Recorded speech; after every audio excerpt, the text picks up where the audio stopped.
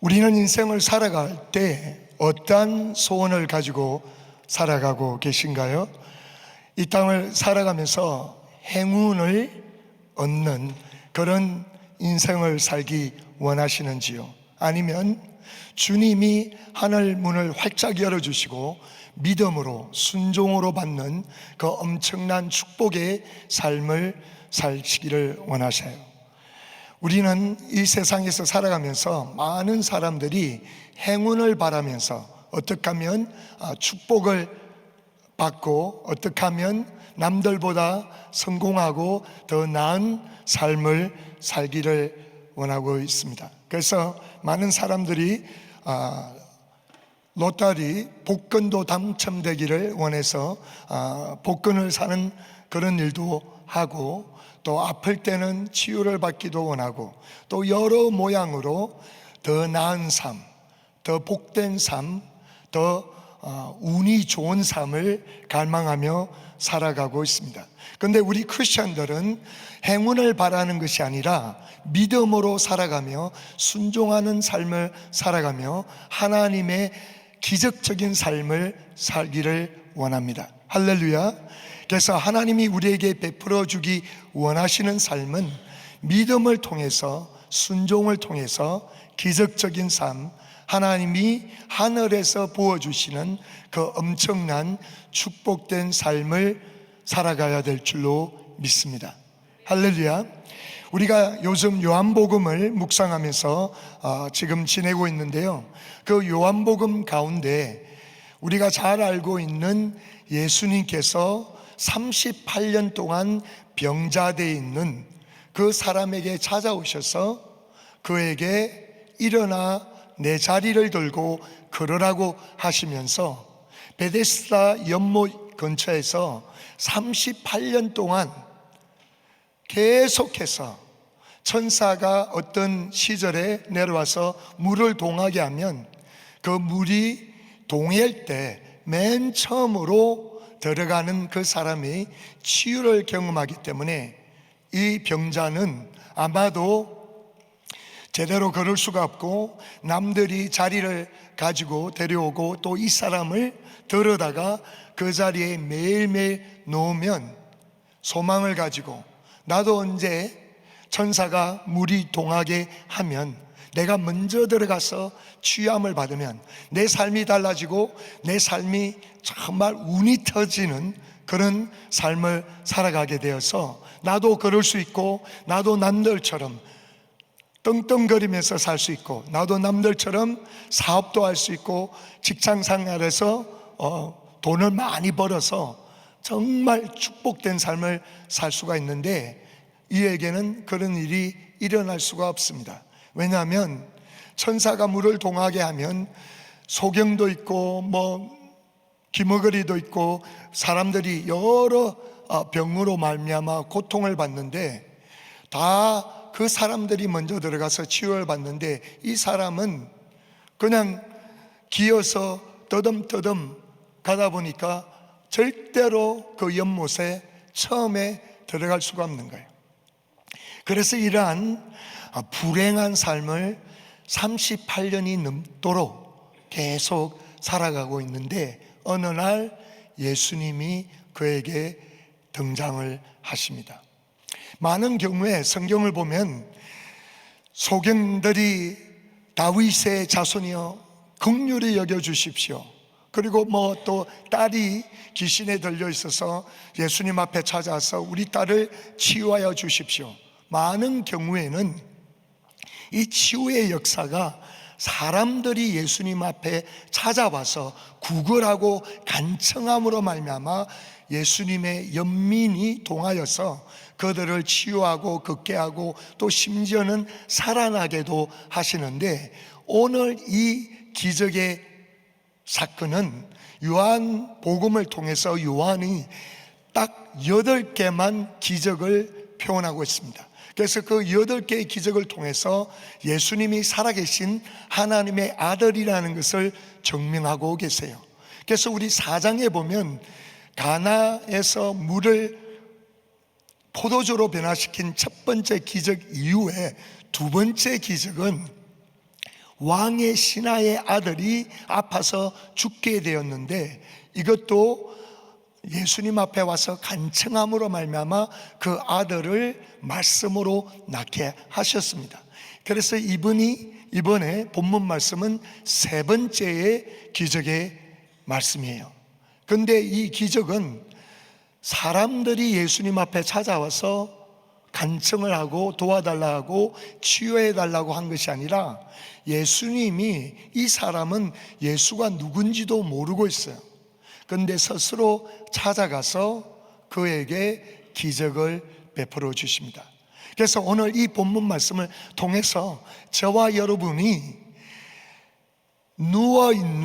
예수님께서 누워있는 자를 걷게 하시는 그 기적을 베푸시는 것을 통해서 하나님이 우리에게 주시고자 하는 말씀을 받기를 원합니다. 할렐루야. 그래서 오늘 이 말씀을 통해서 첫 번째로 우리가 볼 수 있는 것은, 예수님께서는 아버지가 보여주시는 일을 하셨어요. 아버지가 보여주시는 일을 하셨습니다. 많은 경우에는 사람들이 와서 치유해 주십시오, 고쳐 주십시오 하고 구걸했는데, 오늘 이 사건은 나중에 보니까 예수님이 뭐라고 말씀을 하시냐면, 아버지가 일하니 나도 일한다고 이야기하는 거예요. 왜냐하면 이 병자가 예수님이 말씀하셔서 치유를 받고 일어나는데 자리를 들고 일어나서 걷기 시작했습니다. 문제가 어디 있었냐면 안식일이었어요.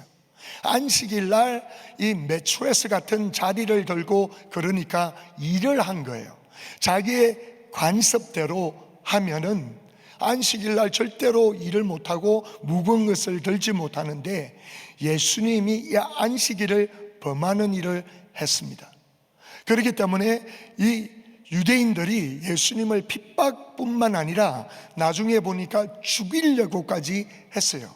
그랬을 때 5장 19절에 예수님이 뭐라고 대답하시냐면, 그러므로 예수께서 저에게 이르시되 내가 진실로 진실로 너에게 이르노니 아들이 아버지의 하신 일을 보지 않고는 아무것도 스스로 할 수 없나니 아버지께서 행하시는 그것을 아들도 그와 같이 행하느니라. 이렇게 말씀하시는 거예요. 그 말씀은 이 병자가 예수님 앞에 찾아와서 고쳐달라고 간청하지 않았지만은, 하나님 아버지가 이 병자를 보고 계셨고 긍휼히 여기심으로 말미암아 예수님에게 보여주시면서 이 병자에게 가서 치유하라는 그 명령을 받고 순종했기 때문에 예수님이 가셨다는 것입니다. 그래서 성경 전체적으로 통해서 예수님이 우리에게 보여주시는 것은 종종 이런 말씀을 하셨어요. 내가 말하는 것은 내가 임의로 말하지 않고 하나님이, 성령님이 주시는 말씀만을 말하고, 또 아버지께서 일하시는 것을 보여주는 것만 한다고 말씀을 하셨습니다. 예를 든다면 요한복음 5장 30절에 또 이런 말씀을 하세요. 내가 아무것도 스스로 할 수 없노라. 듣는 대로 심판하노니 나는 나의 원대로 하려 하지 않고 나를 보내신 이의 원대로 하는 고로 내 심판은 어로우니라. 또한 요한복음 6장 38절에서 39절에는 예수님이 이렇게 말씀하십니다. 내가 하늘로서 내려온 것은 내 뜻을 행하려 함이 아니요 나를 보내시는 이의 뜻을 행하려 함이니라. 나를 보내신 이의 뜻은 내게 주신 자 중에 내가 하나도 잃어버리지 아니하고 마지막 날에 다시 살리는 이것이니라. 또한 요한복음 8장 29절에는 이렇게 말씀하십니다. 나를 보내신 이가 나와 함께 하시도다. 내가 항상 그의 기뻐하시는 일을 행함으로 나를 혼자 두지 아니하셨느니라. 할렐루야. 그래서 예수님은 이 땅에서 사역을 하실 때 어떤 말씀을 하시든지 어떤 일을 행하시든지 간에 늘 아버지의 음성을 먼저 듣고 아버지가 보여주시는 사역만을 순종하면서 철저하게 세상을 섬기셨다는 것입니다. 그래서 오늘 이 사건은 어떤 사람들이 와서 그분에게 요청을 한 것이 아니라 아버지께서 보여주신 것을 보고 순종하셨기 때문에 이 사람에게 찾아가서 그가 예수를 누구인지도 모르지만은 일방적으로 고쳐주셨다는 것입니다. 우리가 이 세상을 살아가면서 사람들도 서너 가지 이유 때문에 우리는 여러 가지 일을 하게 됩니다. 첫 번째는 우리가 좋아하기 때문에 일을 해요. 골프를 좋아하기 때문에, TV 보는 것을 좋아하기 때문에, 그 다음에 돈 버는 것을 좋아하기 때문에, 그래서 우리는 여러 가지 일을 좋아하기 때문에 하는 일들이 있습니다. 그 다음에 두 번째는 억지로 하는 일들이 있어요. 하기 싫지만, 이 직장이 싫지만은 우리 자식들에게 먹여 살려야 되니까 억지로 일을 하는 거예요.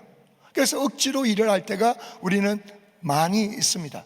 그 다음에 세 번째는 시켜서 하는 일들이 있어요. 자의가 아니지만은 부모님들이 공부하라니까 시켜서 하고, 그 다음에 저는 오늘 광고 시간에 큰 은혜를 받았습니다. DMB 광고를 통해서 제가 은혜를 받았어요. 마음문이 활짝 열렸습니다. 그래서 우리는 내가 원치 않지만은 교회가 지도자들이 시켜서 우린 DMB에 주차를 해야 되는 줄로 믿습니다. 그래서 시켜서 하는 일이 있어요. 그 다음에 마지막으로 기쁨으로 하는 일들이 있습니다. 기쁨으로 하는 일들이 있어요. 그런데 우리는 크리스천들은 예수님을 본받아서 하나님이 시키시는 일, 성령님이 시키시는 일에 믿음으로 순종하며 살아가야 되는 줄로 믿습니다.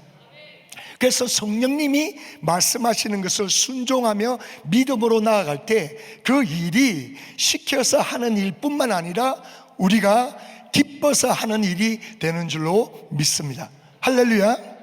그래서 우리는 살아가면서 예수님을 본받아서 그분이 늘 하나님의 음성에 민감해서 순종하고 주님이 시키시는 일을 믿음으로 순종해 나갈 때 그분의 심령에는 기쁨이 충만하고, 우리도 신앙생활을 할 때 성령님의 인도하심에 민감하여서 하나님이 원하시는 일, 또 교회가 원하시는 일에 순종하며 나아갈 때 우리 삶에 하는 일마다 기쁨이 차고 넘칠 줄로 믿습니다.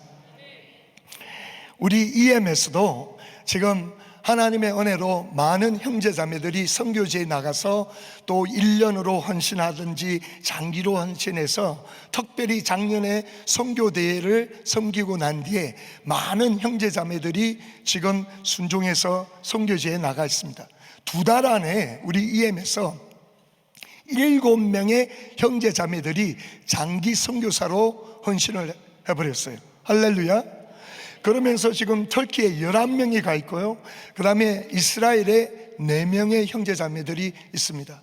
그런데 기도하면서 성령님이 어떤 감동을 주시냐면은, 이렇게 이제 복음을 들고 순종해서 나가는 선교사들이 있는데 우리 EM에서도 자체적으로 보내는 선교사들로 우리 청지기 선교회가 설립이 되어야 되겠다는 감동을 받았어요. 그런데 그 감동을 받고 기도하는 가운데 첫 이 뱅퀴스를 해야 되겠는데, 교회에서 해서 많은 형제자매들이 오게 하나 이런 식으로 생각을 하면서 기도하는데, 성령님이 우리 풀러턴에 가장 비싼 스테이크하우스 서밋하우스에서 하라는 감동을 주시는 거예요. 그런데 성령님이 그렇게 감동을 주시는데, 감동을 받자마자 제 뒤통수에서는 여러 가지 음성이 들리는 거예요. 우리 형제자매들이 Pastor Shine, why in Summit House? 그 비싼데, 그리고 회비는 150불. 얼마나 비싸요, 개인당. 그죠? 그러니까 선교, 그 돈 가지고 선교비 내면 되지 않냐, 막 여러 가지 의견들이 내 뒤통수에 쏟아져 나오는 거예요. 그런데 성령님의 감동에 순종하기로 작정을 하고 선포를 했습니다. 할렐루야.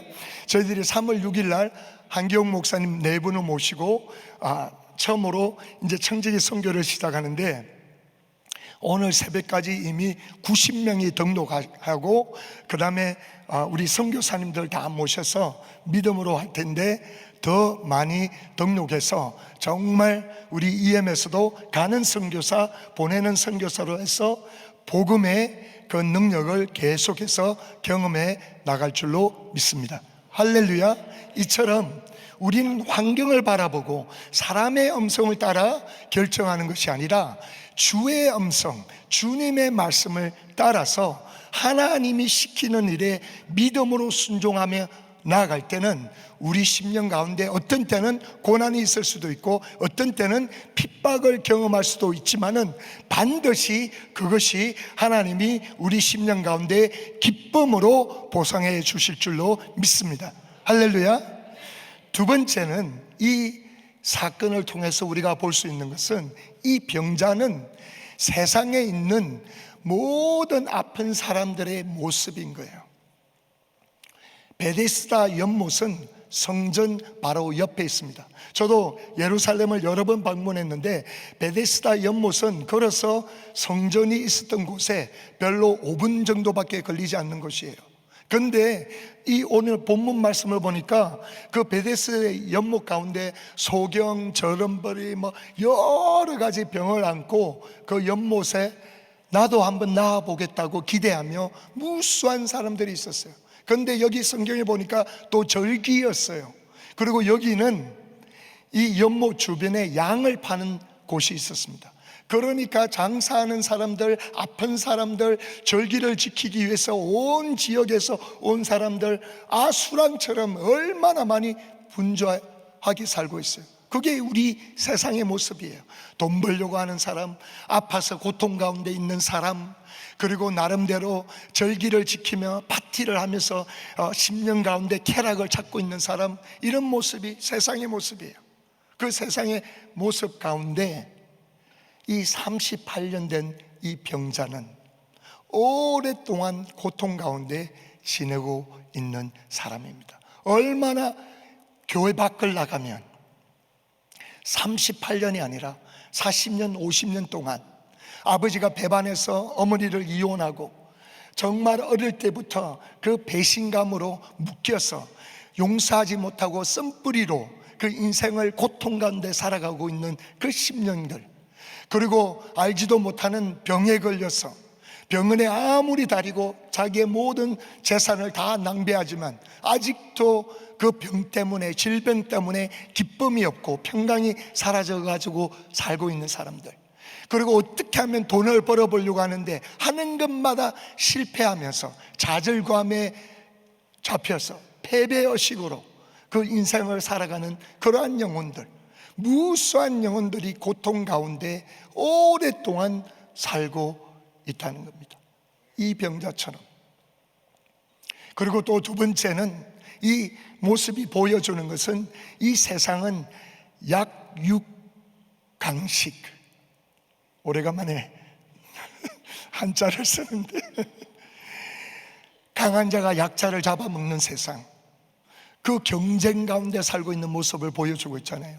많은 사람들이 아픈데 고통 가운데 나도 좀 성공해 보겠다, 나도 잘 살아보겠다, 그리고 남을 해쳐서라도 남을 짓밟아서라도 나만 잘 먹고 잘 살면 된다, 나만 성공하면 된다, 내 자식만 뜬뜬하게 살게 해주면 된다고 나를 위해서 남은 해치고 남은 상강하지 않고 내 마음에 남을 섬기고 남을 사랑할 수 있는 아무런 심령 가운데 여유가 없이 그냥 절규 가운데 살아가는, 그 경쟁 가운데 살아가는 삶의 모습을 보여주고 있는 거예요.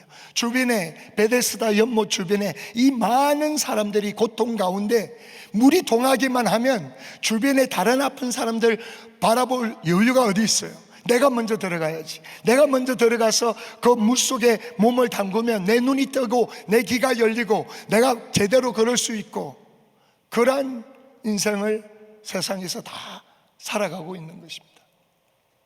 그 다음에 세 번째, 이 병자의 모습은 어떻게 하면 행운을 바라면서 물이 동해서 나도 한번 이 물속에 들어가면 내 인생 바뀐다, 내 인생 활짝 펴질 수 있다, 나는 이전과 다르게 정말 이제 떵떵거리며 자신을 가지고 남에게 자랑하며 살 수 있다, 행운을 바라면서 기대하면서 세월이 지나고 해가 바뀌어도 그 행운은 찾아오지 않기 때문에 불행 가운데 살고 있는 얼마나 많은 그 영혼들이 있다는 거예요. 그 다음에 또 이 사람을 보면서 사람들은 예수님이 와서 내가 낫고자 하느냐, 우리 같으면 주님 물론이죠, 나를 치유하여 주시옵소서, 치유하여 주시옵소서, 나를 낫게 하여 주시옵시오, 이렇게 해야 되는데 자기 변명과 남을 탓하고 있는 거예요. 물이 동하면 남들이 다 들어가고 그 다음에 나를 데리고 물속으로 데려가 주는 사람이 없습니다. 뭐예요? 자기 변명, 남 탓하는 거예요. 남 탓하는 거예요. 그래서 우리가 많은 경우에 얼마나 많은 사람들이 부모를 탓하고 자기 학교 선생을 탓하고 자기 부인을 탓하고 자기 남편을 탓하고 심지어 교회 안에서 목사님을 탓하고 교회를 탓하며 자기 자신을 바라보지 못하고, 그리고 구원자 되시고 능력자 되시고 우리를 보호하시고 우리를 구출해 주시고 우리에게 모든 것을 제공해 주시는 그 예수님만 앞에서 찾아가지 않고 나를 보면서 계속 변명과 남을 탓하면서 남을 시기하고 질투하고 남을 정죄하면서 살아가는 영혼들이 얼마나 많은 거예요.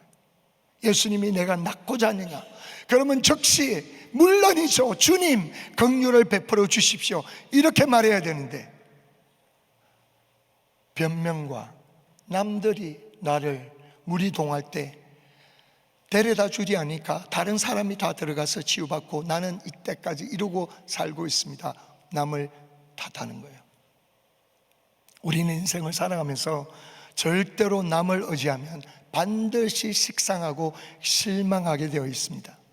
남을 탓하면 내 마음 가운데 반드시 쓴뿌리로 가득 차게 될 수밖에 없는 거예요. 생각해 보세요. 매일매일 아마도 가족들이 이 사람을 부축해서 업거나 데리고 와서 이 베데스다 연못 가운데 가는데 이 자리를 펴주고, 그리고 또 밤이 되면 집으로 데려오고, 어느 정도는 사람들이 그 긍휼을 보이면서 아픈 사람들, 고난에 처한 사람들, 뱅크럽시 당한 사람들에게 돈을 빌려준다든지 그 도움의 손길을 보내주지만 그것이 나에게 큰 손해를 주게 되면 우리는 다 배반하게 되어 있습니다. 그렇게 도와주는 사람들이 있었을지 모르지만 이 병자를 위해서 물이 언제 동할지 모르는 거예요. 하나님이 날짜를 주시지 않잖아요. 천사가 그냥 예고 없이 와서 물이 동하기 때문에 어느 누가 이 병자 옆에 같이 앉아서 하루 종일 매일매일 있어 주겠냐고요. 아무도 그렇게 하지 못합니다. 오직 주님만이 내가 외로울 때, 주님만이 모든 사람들이 나를 배반하고 나를 저버리고 그들이 잠깐은 도와주는 척 하다가 등을 돌리더라도 나를 여전히 바라보고 계시고, 남들이 다 배반하고 남들이 나를 실패하고 남들이 나를 다 등을 돌리고 나의 노력도 다 패했을 때, 나만 홀로 남아서 외로울 때, 군중 가운데 고독함이라고 이 병자도 그 많은 분주한 가운데 혼자 홀로 있을 때 예수님이 찾아오셨습니다. 우리가 실망하고 우리가 실패하고 우리가 좌절하고 우리가 배반당하고 우리가 혼자 남아있다, 홀로 있다고 생각했을 때, 그때가 가장 주님을 깊이 강하게 기적적으로 만날 수 있는 기회인 줄로 믿습니다. 이 병자에게 그 다음에 주님께서는 믿음과 순종으로 그 말씀을 붙잡았을 때 기적을 경험하게 됩니다. 우리는 신앙생활 할 때 어떠한 원칙이 있는데 예수님의 능력과 예수님의 기적은 반드시 믿음과 순종을 통해서 일어나는 줄로 믿습니다.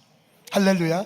어떠한 환경에 있든지 어떠한 오랫동안의 실패 가운데 있든지 간에 예수님이 말씀하신 것을 내가 믿음으로 받아들이고 그리고 그것을 순종해서 일어나기만 한다면 반드시 우리 삶 가운데서도 회복과 기적을 경험하게 되는 줄로 믿습니다.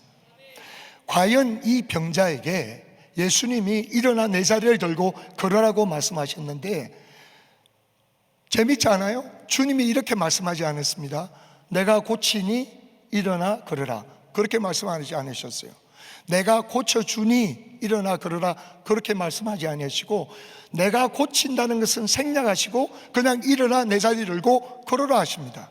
그런데 주님이 우리에게 그렇게 말씀하시는 경우가 너무나 많아요.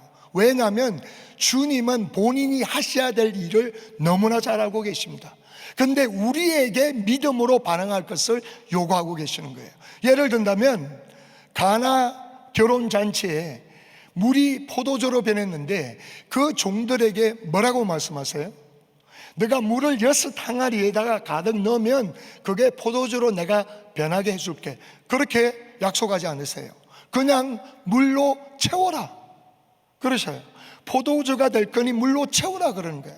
그러면 그 종들이 그 말씀을 듣고 믿음으로 순종해서 물을 채우고 이제 떠다가 그 잔치장에게 갖다 주어라. 지금 물이 포도주로 변했다 이런 말씀 전혀 없으세요. 전혀 생략하세요. 왜냐하면 주님에게는 그러한 말씀이 필요하지 않기 때문에 그렇습니다. 그분의 긍휼하심과 그분의 선하심과 그분의 사랑으로 우리에게 말씀하실 때는 그분이 하셔야 될 일, 기적으로만 일어날 수 있는 그 일은 본인 책임이시기 때문에 그분은 당연히 하시되, 우리에게 요구하는 것은 믿음으로 반응하고 순종으로 반응했을 때 하나님이 하시는 일을 우리의 육신의 현장에서 경험하게 되는 줄로 믿습니다. 그렇기 때문에 이 자에게 일어나 내 자리를 들고 걸어라. 그런데 성경 말씀에 보니까 즉시 성경은 그렇게 표현하지 않지만 제가 알기로는 그 말씀을 받고 이 병자는 나름대로 끙끙거리면서 일어나려고 했을 것입니다. 그때 주의 역사가 일어났을 줄로 믿습니다. 그랬을 때 그는 일어나서 자리를 들고 걷게 되는 거예요. 할렐루야, 할렐루야.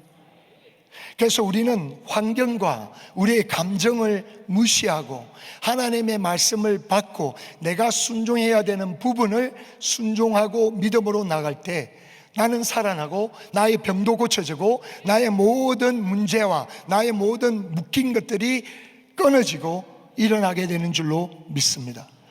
할렐루야, 할렐루야. 누가복음 1장 37절에 마리아에게 이런 말씀을 했어요. 내가 처녀인데 어떻게 남자아이를 임신하겠습니까? 천사가 대자 하나님의 모든 말씀은 능치 못하심이 없느니라. 아멘, 아멘. 그리고 또 마가복음 9장 23절에는 이런 말씀하세요. 예수님이 그 어릴 때부터 귀신에 들렸는 아들을 데리고 귀신 쫓겨 달라고 간청하며 왔을 때 예수님이 이렇게 말씀하십니다. 치유될 건데 이 아버지가 믿음이 없어요. 그러니까 예수님이 이렇게 말씀하세요. 예수께서 이러시되 할 수 있거든이 무슨 말이나 믿는 자에게는 능치 못할 일이 없느니라. 아멘. 하나님에게도 능치 못할 일이 없고 믿는 자에게도 능치 못함이 없습니다. 할렐루야. 그렇기 때문에 하나님의 능력과 하나님의 기적적인 힘이 어떤 통로로 통해서 우리 삶의 현장에 나타날 수 있느냐면 바로 그 말씀을 믿고 순종할 때 하나님의 능력이 믿는 자에게 바로 나타나게 되는 줄로 믿습니다. 할렐루야, 할렐루야. 우리 가운데 혹시 38년 동안 혹은 더 오랫동안 묶여서 사시는 분이 계세요. 환경을 바라보며 남을 탓하며 계속해서 썸뿌리 가운데, 그리고 매너리즘에 빠져서 신앙생활 할 때 그냥 타성에 빠져서 교회 오고 모든 것이 너무나 익숙해져 있어서 예수님을 머리로는 아는데 가슴으로 만나지 못하고 계속해서 그냥 습관적으로 신앙생활 하시는 분들이 계세요. 주님이 말씀하십니다. 일어나 걸어라. 일어나 걸어라. 새벽을 깨워라. 말씀을 붙잡고 묵상하라. 내 말씀을 선포하라. 단기 선교에 동참하라.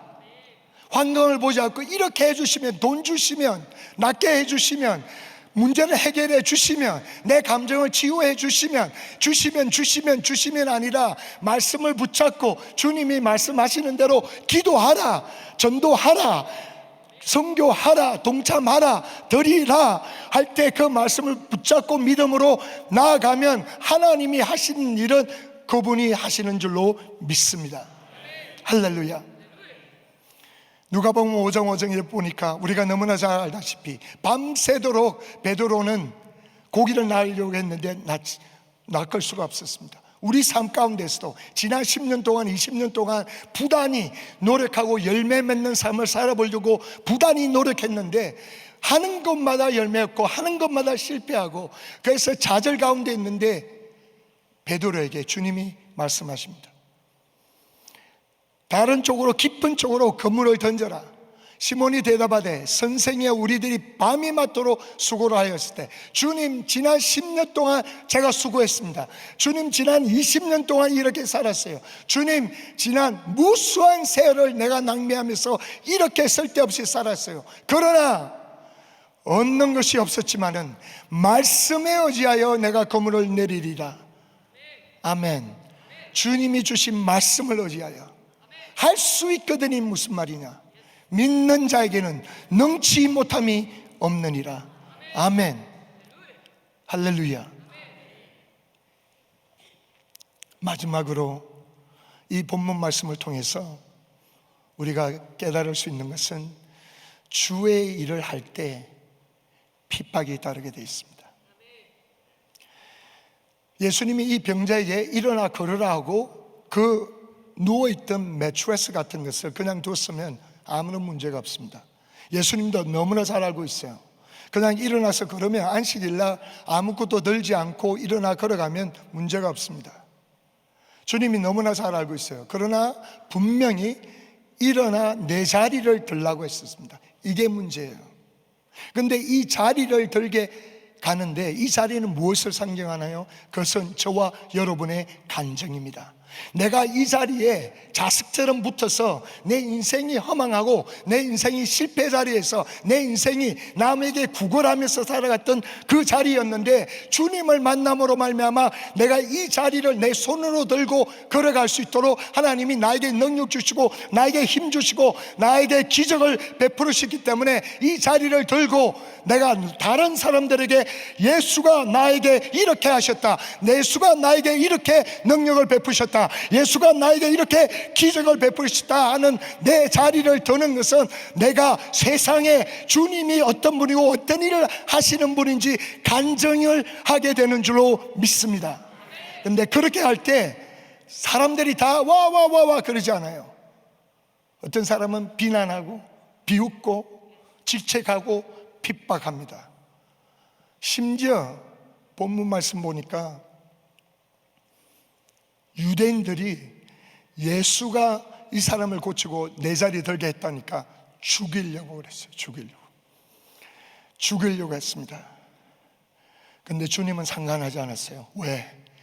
하나님이 주신 사명, 내가 이 땅에 온 것은 나를 위해서 온 것이 아니라 남을 섬기고 남에게 구원을 주기 위해서 내 인생을 바치러 왔다. 저와 여러분이 이 땅을 살아가면서 하나님이 이 병자를 고쳤는데 예수님이 이렇게 말씀하십니다. 앞으로 이제는 제치지 말라. 근데 하나님이 우리를 낫게 하시고 하나님이 우리를 구원하게 하시고 하나님이 우리를 고치시고 하나님이 우리를 축복하셨는데 그냥 죄만 안 짓는 삶을 사는 거, 그것도 너무 중요하죠. 거룩한 삶을 살아야 되니까. 근데 그것으로 만족하실까요? 우리에게는 내 목숨을 바쳐서 하나님이 원하시는 사명을 감당할 수 있는 마음의 자세가 있어야 되는 줄로 믿습니다. 예수님은 이 병자에게 와서 고치면서 내 자리를 들고 걸어라 했을 때 그분의 목을 내어놨어요. 유대인들이 자기를 죽일 줄 알았습니다. 그러나 그 사명, 하나님이 주신 명령, 하나님이 주신 사명, 그리고 이 인류를 위해서 섬기고 치유하고 구원을 주시기 위해서 오셨을 때 그 사명을 위해서 그분은 목숨을 바쳤어요. 할렐루야. 저와 여러분들도 우리가 이 땅을 살아가면서 하나님이 나에게 생명을 연장해 주셨는데 하나님이 주신 사명을 위해서 내가 올인해서 생명을 들여서 목숨을 바쳐서 이 사명에 내가 감당할 수 있는 그런 것이 있어야 되는 줄로 믿습니다. 할렐루야. 그 모습들을 우리는 삶의 현장에서 김광식 목사님을 통해서 세계 선교를 위해서 목숨 들인 모습을 봤고요, 한기원 목사님 연합 영성으로 말미암아 교회를 연합하며 내 목숨을 바쳐서 한 영혼을 얻기 위해서 목숨 드리는 모습 우리 삶의 현장에서 보고 있습니다. 저와 여러분도 하나님이 주신 복음 안에서 복음을 위하여 그분의 영광을 위하여 어떤 한 가지라도 내가 이 일을 위해서 내 목숨 바치리라, 내 일을 위해서 내 인생을 불태우리라 하는 야성을 회복하시며, 그것이 선교가 되든 그것이 재물의 청지기가 되든 그것이 목자가 되든 그룹장이 되든 어떤 부분이라도 어떤 핍박이 오고 미움이 오고 다른 사람들이 나의 생명을 해친다 하더라도 우리는 그 일을 위해서 목숨을 바치겠다고 작정하는 순간 기적이 일어나는 줄로 믿습니다. 하나님은 저에게 그런 사명을 주셨습니다. 너무나 감사해요. 그래서 축복받은 사람이라고 생각합니다. 수년 전에 잠에서 깨어나는데 성령님이 분명하게 이런 말씀을 하시는 거예요. 너의 마지막 호흡은 유대인의 구원을 위하여 쉬게 되리라. 너무나 뜻밖이었어요. 깜짝 놀랐어요. 근데 무슨 의미인지 알았습니다. 저는 지금 EM을 담당 목사로 섬기고 있지만 EM 성도들도 알아요. 언젠지는 모르지만 하나님이 이 사명을 끝내게 하면 EM으로부터 파송받아서 이스라엘의 구원과 이스라엘의 회복과 그들의 구원을 위해서 나의 마지막 호흡을 드리기를 원합니다. 할렐루야. 사랑하는 성도 여러분, 우리 모두는 이 38년의 병자처럼 기적을 경험했습니다. 죽을 수밖에 없고 고통 가운데, 좌절 가운데, 기쁨도 없고 평강도 없고 소망도 없는 이 세상에서 경쟁의식 가운데, 그리고 행운을 바라며 살아가고 있던 저에게 예수님은 찾아오셔서 우리를 구원해 주시고 우리를 손잡아 주시고 일어나 걷게 하셨습니다. 일어나 걷게 하셨을 때 이 땅을 살아가면서 옛날의 섭성에 젖어서 사는 것이 아니라 이 땅에 잠깐 있을 이 땅에 야망을 쫓아가며 인생을 낭비할 것이 아니라 남은 인생 그분의 영광과 그분의 복음과 그분의 나라를 위하여 한 가지라도 내가 이 일에 생명을 드릴 수가 있다면 정말로 가치 있는 삶, 정말로 일어나 걸어가는 가치가 있는 삶이 될 줄로 믿습니다.